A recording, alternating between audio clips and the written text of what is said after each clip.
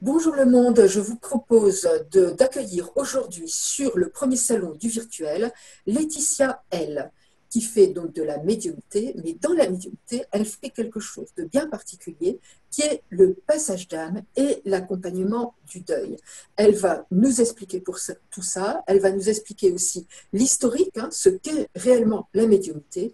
Elle est en région parisienne et donc nous allons l'accueillir en direct.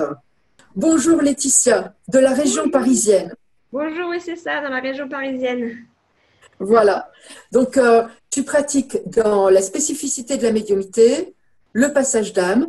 Voilà. Donc, redis-nous ce qu'est l'origine de la médiumité et pourquoi ça n'est pas de la voyance. Alors, la médiumnité, en fait, c'est être un médium, donc être au milieu de quelque chose. Et je peux communiquer entre le monde du vivant et le monde des âmes, de l'au-delà, des esprits. Et donc, je suis le lien qui permet à une âme de communiquer avec une personne en vie, ou le contraire, à une personne en vie de communiquer avec une âme. Ça, c'est Voilà. la Donc, médiumnité.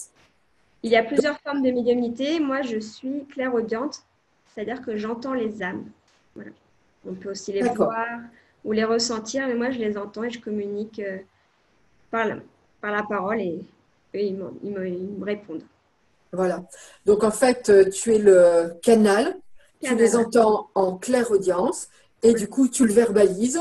Et ainsi, celui qui n'est pas clair-audient peut entendre le message que tu as entendu. Tu es entre les Voilà. deux. Tout à fait. Je transmets des messages et comme je dis souvent, je parle exactement comme ils me parlent, avec leurs mots, avec leurs verbes et, euh, et des fois leur expression, leur intonation un peu, soit dans rigolote ou moins, un peu plus dure, un peu plus, Oui, voilà. oui. Donc, tu as deux spécificités. Tu fais l'accompagnement pour les décédés, le passage d'âme pour les décédés, et tu accompagnes aussi le vivant, et notamment les personnes âgées en fin de vie. Alors, dans cette première partie, eh bien, écoute, n'hésite pas à nous parler du passage d'âme donc, pour les personnes décédées. Et si vous voulez en savoir encore plus, eh bien, Laetitia nous offre ce cadeau du salon donc, où elle va justement pouvoir vous parler de tout ce qui est le passage d'âme. Donc, c'est de 19h à 19h30 ce samedi. Écoutez sa conférence et c'est surtout une conférence question-réponse. Donc ici, c'est une présentation de ce qu'elle fait, de ses présentations, de son stand. N'hésitez pas à la contacter sur le numéro que vous avez vu au début, mais surtout, le maximum d'informations et questions-réponses à disposition pour vous, ce sera sur le cadeau. Et là, vous la contactez directement par le mail qui sera mis aussi sur le PowerPoint à la fin. Donc là, la première partie, le passage d'âme. Donc déjà, quand est-ce qu'on te demande un passage d'âme? Pourquoi? Et puis, qu'est-ce que ça procure? Alors, donc, il y a plusieurs possibilités. La première, qui est la plus courante, c'est lorsque quelqu'un a perdu un proche. Après un décès, alors plus ou moins récent, ça peut être assez proche ou même des années après, les personnes souhaitent savoir si leur proche est bien dans l'au-delà, est bien dans la lumière. Bon, chacun a ses mots. Et donc, ils me contactent pour qu'on puisse faire voir, enfin, que je les contacte pour savoir si tout va bien et si ils sont en paix, comme on dit. Donc, Donc, c'est un acte d'amour voilà, pour c'est un les acte personnes d'amour décédées. de la personne qui me contacte pour vraiment être rassurée que leurs proches a continué leur chemin après et enfin dans le repos éternel, comme on pourrait dire. Donc là, ces personnes me contactent. On fait ce que j'appelle un contact défunt. Donc je contacte un défunt en particulier et je lui demande si, il est dans la lumière ou pas. Et donc, s'il est dans la lumière, c'est très bien. Le proche est rassuré. Et là, on peut rentrer dans une petite communication, savoir si ils ont retrouvé d'autres personnes de la famille, si, s'ils ont mis du temps à arriver ou pas, parce que des fois, ça peut être rapide ou plus long. Et puis, les défunts, après, ont des messages pour leurs proches. voilà, pour leur dire des messages d'amour. Très souvent, c'est de l'amour qui en descend et ce qui fait que les personnes sont déjà rassurées de sentir leurs proches en paix et puis ça leur donne un petit coup, voilà, un petit remontant d'amour pour leur faire continuer leur chemin et ça, c'est des communications vraiment qui sont pleines d'amour et qui sont accueillies vraiment avec joie des proches qui me contactent. Après, donc, Donc, le premier cas où on te demande, c'est parce qu'on veut être rassuré oui, pour les proches que l'on a perdus. Mais voilà. est-ce qu'on peut aussi te contacter parce que on a un doute justement sur le fait que l'autre aille bien? Ça veut dire, Oui, qu'est-ce qu'on peut avoir comme manifestation dans la maison? Qu'est-ce qu'on peut ouais. avoir comme ressenti? Qu'est-ce que les enfants, les animaux peuvent avoir comme ressenti? Et que du coup, on arrive vers toi en disant, bon, un peu en désespoir de cause, c'est quoi cette affaire-là? Mais enfin, à un moment donné, on va peut-être quand même essayer ça parce que Oui. c'est bazar, quoi. Alors justement, c'est la deuxième catégorie des personnes qui me contactent. C'est des personnes qui peuvent soit ressentir très fortement leur défunt auprès d'eux. Donc, ça peut être vraiment avec des sensations soit froid, soit chaud dans leur corps, ou avoir l'impression qu'il y a quelqu'un derrière eux, à côté d'eux, ou des lumières qui s'allument alors qu'il y a visiblement personne qui a allumé, ou de la musique qui se met en route, ou des enfants en bas âge qui vont voir, dire j'ai vu la personne décédée. Ou des animaux, ça peut être des chiens aussi qui vont se mettre à aboyer en regardant dans un coin de la pièce fixement. Voilà, ils vont sentir quelque chose qui va pas, qui est pas dans la norme, on va dire. Ils vont sentir qu'il se passe quelque chose chez eux qui est pas, qu'ils ont pas connu et puis qui est pas, qui est du subtil. Donc, il y en a moi pour me demander si on peut voir qu'est-ce qui se passe. Donc, soit c'est parce qu'ils ont perdu eux-mêmes un proche et ils pensent très fortement à ce proche-là suite au décès. Donc, très souvent, quand ils me contactent, c'est pas pour rien. Très souvent, les gens, ils ont des bons ressentis, c'est qu'il se passe quelque chose. Donc là, quand je demande si quelqu'un veut nous parler, en fait, je vais demander si quelqu'un veut parler à la personne qui me contacte. Et on voit qui c'est qui vient. Et donc, souvent, c'est le proche qui pensait. Et on demande s'il a besoin d'aide, pourquoi il est encore à côté et qu'est-ce que je pourrais faire pour les aider. Donc là, on sort, une discussion, ça met en marche une discussion entre l'âme, moi et le proche qui me contacte. Et très souvent, ça se termine par j'aide à passer dans la lumière, à accompagner.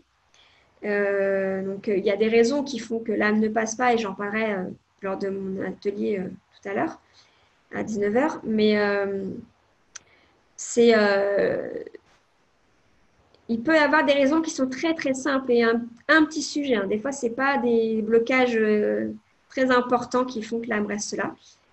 Donc là, c'est des passages qui se font assez dans une bonne condition et même les proches sont contents d'être témoins de ce passage, d'être là pendant ce passage parce que c'est alors ils ressentent pas comme moi les choses, mais ils ressentent quand même cet amour, cette énergie qui passe à travers eux à ce moment-là.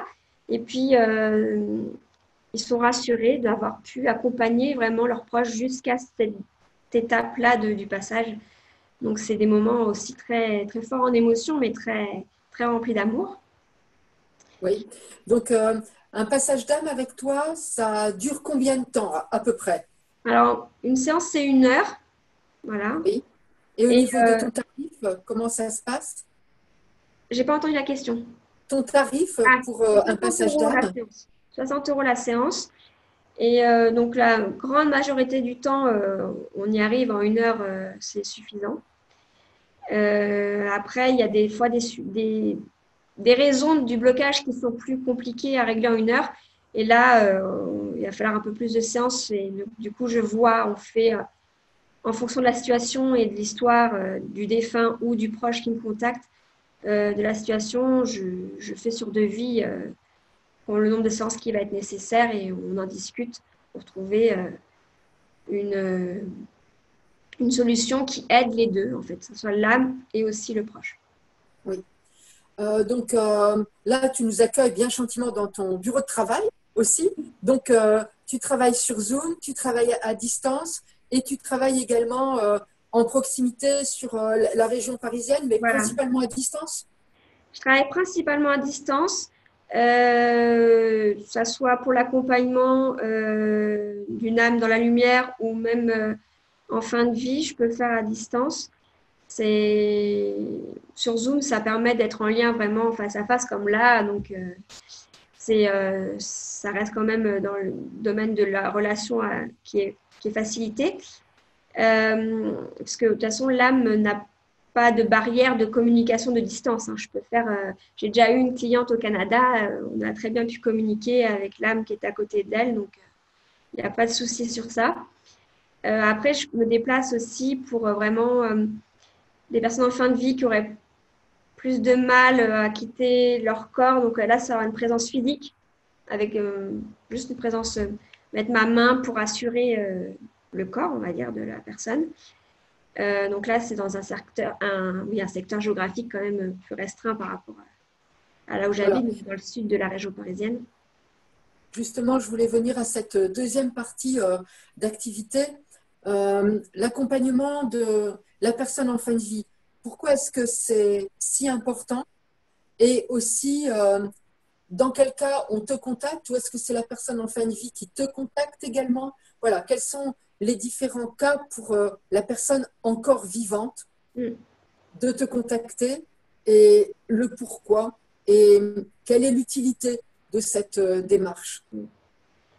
Donc, dans les personnes en fin de vie, donc moi, je comprends les personnes âgées ont, qui vont partir petit à petit, on se rend compte, ou les personnes qui sont atteintes d'une maladie incurable et qu'on sait qui sont en soins palliatifs, par exemple, et qu'on sait que la fin est inéluctable. Et donc, les personnes qui me contactent, c'est les proches en premier.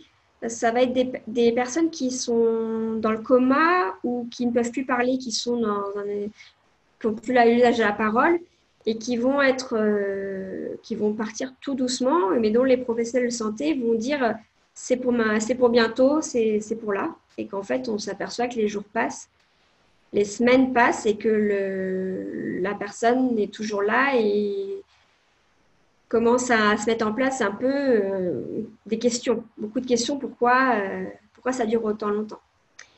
Donc, moi, j'interviens à ce moment-là pour pouvoir rentrer en communication avec l'âme de la personne, parce que en fin de vie, l'âme se détache petit à petit, ce qui me permet de pouvoir communiquer avec elle et de savoir ce qui se passe. S'il y a une question qui reste en suspens, s'il y a un blocage. Donc là aussi, ça peut être vraiment des blocages qui peuvent paraître insignifiants hein, pour la plupart. Ça peut être des questions, j'ai déjà eu qui va s'occuper de ma femme, par exemple. Voilà, c'est des questions qui n'ont pas été réglées avant. Et donc, une fois que la question est posée et que la réponse est donnée, la personne qui est en fin de vie lâche prise et accepte de partir sereinement, apaisée. Après, ça peut être aussi des gens qui ont peur, tout simplement, de ce qui Voilà. va se passer. Donc là, ça veut dire que ce sont les proches qui peuvent te contacter pour quelqu'un d'âgé, dans le coma, voilà, Oui. vraiment sur la fin de vie, mais ça peut aussi être des personnes de tout âge suite à accident, des jeunes avec maladies graves, voilà. Voilà. Il n'y a pas d'âge en fait. Non, c'est vraiment c'est quand vraiment on sait que la fin est proche en fait. Hein. Ça peut être dans un cas de maladie ou un accident, voilà, suite à un accident, parce que là il y a la raison qui peut être le blocage, c'est que comme c'est un accident, c'était vraiment pas prévu et la personne ne veut pas, dans un accident, elle ne peut pas partir. Voilà. Donc ça, c'est important aussi à dire que l'aller vers la mort, c'est pas uniquement la vieillesse. C'est tout individu qui, à un moment donné, est confronté à la mort, donc à la maladie grave et à l'entrée dans la mort, quel que soit son âge, et qu'il puisse l'exprimer ou qu'il ne puisse pas l'exprimer. Voilà, donc ça peut être autant les proches, mais ça peut aussi être la personne qui Oui, va voilà. souhaiter un accompagnement vers le Voilà. décès et vers le départ et vers la lumière.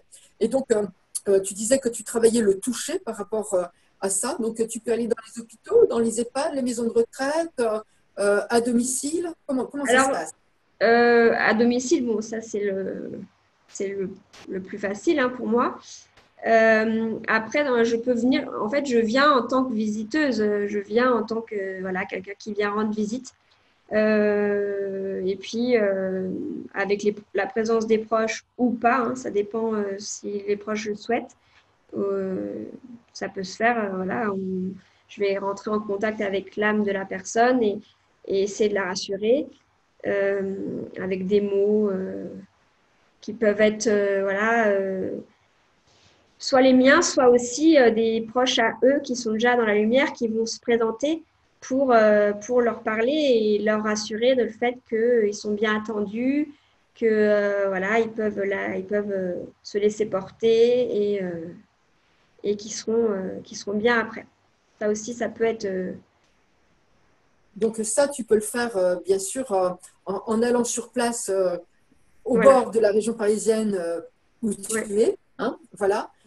Également en touchant donc la personne. Tu expliquais que ça, c'était quelque chose d'important de se toucher. Tu peux le faire également à distance?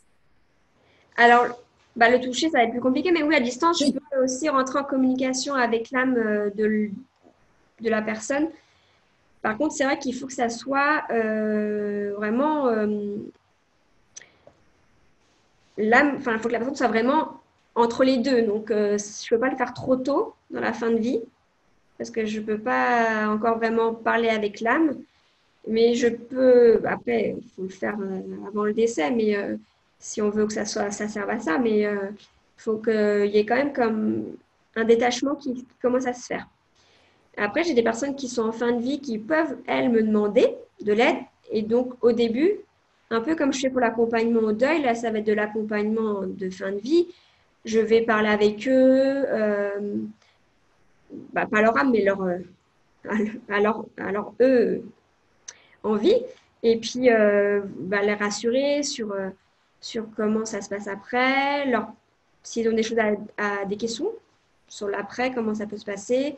Et puis, sur des fois aussi des choses qui veulent parler de la mort qu'ils n'ont pas la capacité ou la. Un accompagnement spirituel. Donc Voilà, là, on ne parle pas de religion, hein, voilà. mais on parle bien de spiritualité. Donc ça veut dire toute confession confondue. Ah oui, oui, de toute façon, moi je le dis que moi je suis de confession chrétienne, mais j'accompagne toutes les âmes confondues avec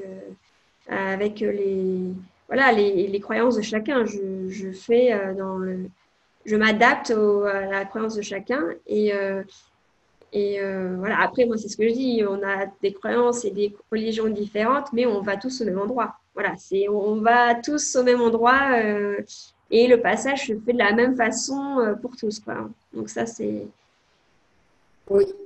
Là, donc, quel est le tarif et combien de temps ça prend un accompagnement comme ça pour la fin de vie, quel que soit l'âge, je rappelle. Alors, quand c'est une séance, donc c'est 60 € aussi, une séance d'une heure. Voilà. Et puis après, c'est donc sur devis aussi parce que ça va dépendre de déjà bah, combien de temps la personne lui reste de jours à vivre. Parce que si une personne peut me contacter et finalement 2 jours après partir. Donc c'est en fonction des situations. Généralement, ça va de 3 à 4 séances, quoi, on va dire. D'accord. 3 à 4 séances. Quels sont, je sais que c'est compliqué d'employer ce langage-là, mais quels sont les bénéfices au niveau des témoignages Oui. que tu as pu voir, les personnes qui ont ainsi été aidées dans leur fin de vie, les personnes autour, qu'est-ce qu'elles ont pu voir? Qu'est-ce que ça a apporté à la personne qui décède et à leurs proches, ton accompagnement? Alors, la première, c'est un soulagement. Parce que quand une personne est en fin de vie aussi longtemps, on va dire, et notamment après des longues maladies, c'est un soulagement de savoir que leur proche ne souffre plus et est libéré et surtout est parti serein. Après, c'est un soulagement aussi dans le sens que s'il y avait une question qui était en suspens, qui faisait qu'il y avait un blocage, qu'ils ont pu y répondre. Parce que sinon, ils n'auraient pas eu cette question et ça aurait peut-être été une question qui n'aurait jamais été répondue. Ou si le défunt avait un dernier souhait, je ne sais pas, par exemple, incinérer ou pas, ou être enterré à tel endroit au lieu d'un autre. Enfin, voilà. Donc, c'est un soulagement dans ce côté-là d'avoir eu cette information en se disant, si je n'avais pas eu ça, on aurait peut-être fait quelque chose qu'ils n'auraient pas voulu. Donc ça, c'est un soulagement. Et, et puis, c'est aussi, pour la famille qui reste, c'est un espoir aussi. Un espoir d'un jour pouvoir le retrouver, parce que ça montre qu'il y a bien quelque chose après quand même. Voilà, avec une ouverture vers la spiritualité, voilà. un travail spirituel de soi pour se préparer aussi à notre propre départ. C'est ça que tu veux dire? Oui, et puis c'est aussi une étape qui aide ensuite pour le deuil. C'est un premier... On a commencé quelque chose avant. Et en fait, ça permet de commencer... Alors, ça n'enlève pas toute la tristesse. Non, mais ça permet d'avoir quelque chose qu'on a commencé avant. Et dans notre société, c'est un peu tabou tout ça habituellement et ça peut poser des problèmes de parler de tout ça en amont. Et ce qui fait que là, on enlève un petit poids quand même. On s'allège de quelque chose qu'on n'a pas à porter. Oui, c'est vrai que c'est la mort, hein, c'est un sujet important et c'est bien aussi de pouvoir le voir dans un salon du bien-être parce qu'effectivement, le travailler pour les proches et le travailler pour soi, ça fait vraiment partie du bien-être au quotidien, de la spiritualité. Et en ça, c'est un grand merci de t'avoir avec nous, Laetitia. Merci. Hein, voilà. Oui, alors, un très très beau stand à toi. Tu as encore des choses à rajouter? J'allais juste dire que c'est du bien-être, oui, parce que quand j'ai commencé, je me disais, j'accompagne les âmes. C'est mon travail, ma mission d'accompagner les âmes. Et à force d'accompagner ces âmes par le biais de leurs proches, du coup, qui me contactent, je me rends compte que j'accompagne aussi beaucoup les vivants, en fait. J'accompagne beaucoup les vivants et c'est un accompagnement qui est tout aussi important. Oui, donc là, ce que tu dis, c'est que tu accompagnes les vivants dans le processus de deuil, Voilà. que ce soit au début du processus de deuil ou au milieu, ou même quand le processus de deuil, je ne sais pas s'il se termine un jour, mais est quand même vraiment très, très, très entamé et que là, c'est parce que l'on ressent des choses dans la maison ou voilà hein, les enfants qui ne savent pas dormir, voilà, d'autres choses. Donc, tu interviens vraiment à différents niveaux. C'est avant que commence le processus, au début, pendant, et puis quelquefois sur la longueur après. Voilà. C'est bien ça? Oui, tout à fait. Eh ben voilà. Et ben voilà. Donc, n'hésitez pas à retrouver Laetitia pour sa conférence de ce soir à 19h. Oui. C'est une conférence questions-réponses. Donc ça, c'est intéressant. Vous allez pouvoir aussi creuser le sujet et là, noter vos petites questions jusque ce soir. Et puis, bien sûr, vous retrouvez Laetitia dans le PPT qui suit avec toutes ses coordonnées et ses compétences, ses savoir-faire et les sites. Une très bonne après-midi à vous, une très bonne suite de visites dans les autres stands. Voilà, et on continue la virée autour des différents stands du salon, du premier salon du virtuel aux ondes virtuelles. À tout de suite. Je vous présente Laetitia L, médium. Elle est médium et elle exerce dans le passage d'âme l'accompagnement des âmes, aussi bien des âmes vivantes que des âmes décédées.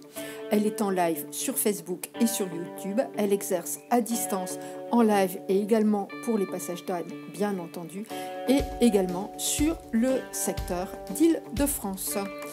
Je vous propose que l'on continue à la découvrir, notamment avec son cadeau qui aura lieu ce soir de 19h à 19h30, 30 minutes de conférence questions-réponses sur justement le passage d'âme et l'accompagnement d'âme. Vous pouvez lui envoyer un mail pour réserver votre place. Voici quelques-uns de ses services qu'elle offre sur sa page Facebook où vous pouvez bien entendu la retrouver et retrouver également les photos et ses différents accompagnements. accompagnement de la personne en fin de vie. Donc bien sûr, cela se fait en direct. Vous pouvez lui demander combien au niveau du tarif et également pour un devis, pour un accompagnement plus long. Le contact avec les âmes à distance et les contacts aussi avec l'âme en fin de vie. N'hésitez pas pour toute demande d'information à lui envoyer un message ou à la joindre par téléphone, autant pour l'accompagnement des âmes que pour l'accompagnement de fin de vie qui peut se faire également sur devis. Pour vous inscrire pour les événements de ce soir et nous suivre, n'hésitez pas bien entendu à être toujours sur notre chaîne Les Thérapeutes Éveillés où vous avez l'ensemble du programme et l'ensemble des cadeaux qui vous sont présentés. Rappel pour le cadeau de Laetitia, son numéro de téléphone et bien entendu son mail pour vous inscrire. 30 minutes de conférence questions-réponses à ne pas rater ce soir, ce samedi 13 de 19 à 19h30, le passage d'âme. Merci à vous et très belle continuation sur le salon du virtuel. Osons le virtuel.